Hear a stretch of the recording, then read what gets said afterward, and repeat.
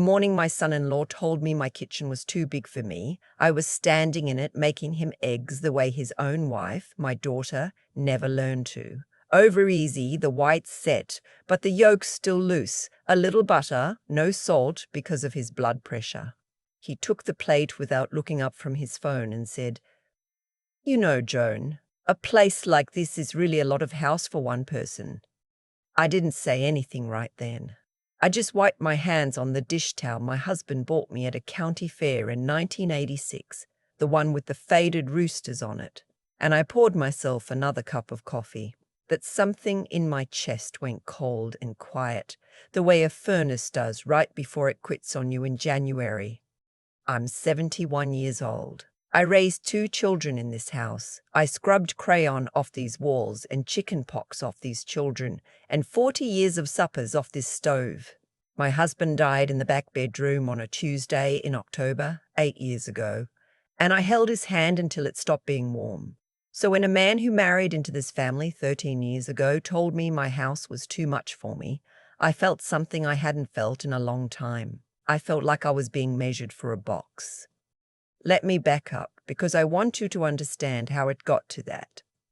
When my husband passed, I thought the loneliness would be the thing that got me. We were married 46 years. You don't share a bed with somebody for that long, and then learn to sleep in the middle of it easily. For about a year I'd reach over in the dark out of pure habit, and finding nothing there each time felt like losing him again, just in small installments. My daughter. I'll call her my daughter because that's what she is, though there were stretches in those years I had to remind myself of it. She lives about 40 minutes away, out past the new shopping centre they built where the orchard used to be. She has a good husband on paper, good job, sells commercial insurance, drives a truck that costs more than I paid for this whole house. They have 2 kids, my grandbabies, though they're not babies anymore. The boy's 17 and the girl just turned 14. After the funeral, my daughter started coming around more. At first, I was so grateful I could have wept. She'd bring a casserole, she'd sit at my kitchen table, she'd ask how I was holding up. And I'd tell her the truth, which was that I wasn't holding up so much as just continuing, and she'd nod and pat my hand. I thought, this is what it's supposed to be. The children come back to you at the end the way you went to them at the beginning. I should have noticed the questions sooner. It started small. She'd ask real casual while she dried a dish, "Mom, did Dad have life insurance?" And I'd say yes. He was always careful that way. And she'd say, "That's good, that's smart," and we'd move on. Then a few weeks later, "Mom, do you know what the house is worth these days? The market's crazy right now." And I'd say I had no idea. I wasn't planning on selling, and she'd laugh and say, "Of course not, I'm just curious." Curious. That word started showing up a lot. She was just curious about my Social Security. Just curious whether Dad's pension transferred over to me. Just curious if I'd thought about what would happen down the road. Now, I'm an old woman, but I'm not a stupid one. I taught 3rd grade for 26 years. You learn to tell the difference between a child who's genuinely confused and a child who's working an angle. The trouble is, when it's your own daughter, you don't want to see the angle. You make excuses. You tell yourself she's worried about you. You tell yourself love sometimes wears an ugly coat. So I let it go. For years I let it go. The grandkids were the bright spot. My grandson, the 17-year-old, is a quiet boy, the kind that everybody overlooks because he doesn't make noise. He'd come stay with me sometimes on the weekends when his parents wanted a break from him, which I always thought was a strange thing to want, a break from your own child. But it was a gift to me. He'd sit at the kitchen table doing his homework and I'd bake, and we'd talk about nothing, and those were some of the best hours I had in those years. He calls me Gram. Always has. There's a sweetness in that boy that didn't come from his father. And I'm not sure where it came from at all, unless maybe it skipped a generation and came from my husband. The granddaughter is harder. 14 and glued to her phone, and she's got her mother's habit of asking questions that aren't really questions. But she's a child. I don't hold it against her. Children learn what's modeled for them. Anyway, the eggs. That morning, after my son-in-law told me my kitchen was too big and went back to his phone, my daughter came in still in her robe. They'd stayed over because there was a wedding nearby, and she sat down and she said, "Mom, we want to talk to you about something. Sit down." I did not sit down. I have learned in 71 years that when somebody tells you to sit down before they talk, they're about to do something to you, not for you. I stayed standing by my own stove in my own house, and I said, "Go ahead." She and her husband looked at each other. There's a look married people give each other that's a whole conversation. I'd had that look with my husband 10,000 times. Watching the two of them do it, with me as the subject, made my stomach turn. "We've been worried about you," she started. "You're out here all alone. What if you fell? What if you had a stroke and nobody found you for days?" "I have a phone," I said. "I have neighbours. Bonnie next door checks on me practically every afternoon." "Mum, Bonnie's 78, and she does just fine." My son-in-law set down his fork. "Joan, there's a real nice place over by us, Maple Court.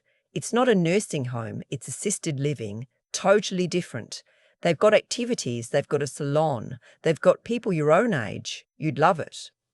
"People my own age," I said. "You mean other old women whose families want them somewhere else?" My daughter's face did something then, a flicker. I'd hit closer than she wanted. "That's not fair," she said. "We're trying to help you." "And what happens to the house?" There it was, the look again, the little glance between them. "Well," my son-in-law said, and I could hear him being careful, picking his words like a man stepping across a creek on slick rocks. "We'd sell it, obviously. Maple Court isn't cheap, but the proceeds from the house would cover it for years. And honestly, Joan, the equity you've got sitting in this place, it doesn't do you any good as a roof. It could be working for you." Working for you. I knew what that meant. It meant working for them. The money would come out of the house and go into a place that would take it back in monthly chunks until I died. And what was left, if anything was left, would go to my daughter and her husband, who were, I understood in that cold, quiet moment, already spending it in their heads. I want to tell you I stood up to them right then. I want to tell you I told them to get out of my house. But I didn't, because I'm not the woman in the movies. I'm a real woman, and real women get scared. I felt my hands start to shake, so I set my coffee down before they could see it. I said, "I'll think about it." And the relief on their faces. Lord, the relief! Like I'd already signed. My daughter jumped up and hugged me and said, "I knew you'd be reasonable, Mum." And she squeezed me and I stood there in her arms, feeling like a fool, feeling like a stranger, feeling like the woman who'd carried this same body inside of me for 9 months was now a salesman who'd just closed a deal. They left that afternoon, and I sat in my kitchen as it got dark, and I didn't turn the lights on, and I thought about my husband, and I cried the way you cry when you don't want the neighbors to hear.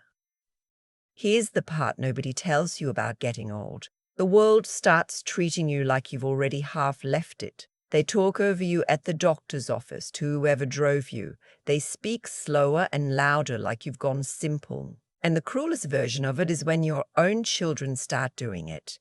When the people you taught to walk start steering you by the elbow like you're a piece of furniture being moved. I might have given in. I'm being honest with you.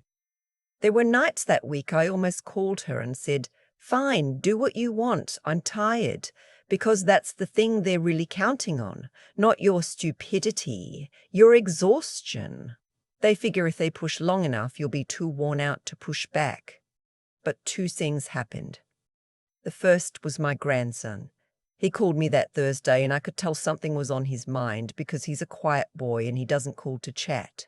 He said, "Gram, are you really moving to Maple Court?" And I said, "Where did you hear that?"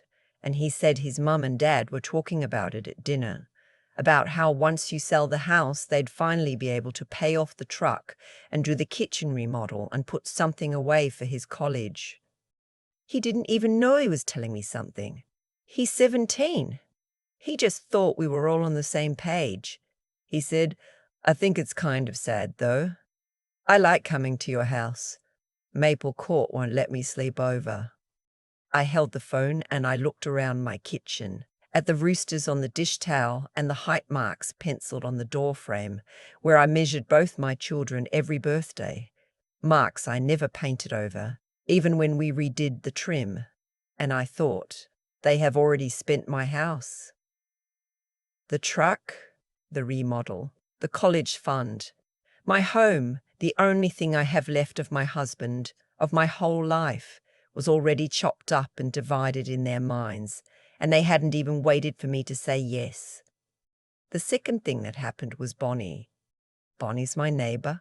Like I said, 78, sharp as a tack, buried 2 husbands and doesn't suffer fools. I had her over for coffee that Friday because I needed to talk to somebody who wasn't going to pat my hand and call me reasonable. I told her the whole thing, and Bonnie listened, and when I was done she set down her cup and she said, Joan, can I ask you something?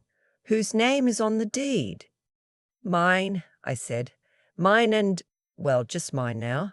We owned it free and clear, paid off the mortgage back in 99. And do you owe anybody anything? Any loans against it? Any of those reverse mortgage things? No, nothing. It's mine. She leaned back and she smiled. And it wasn't a nice smile.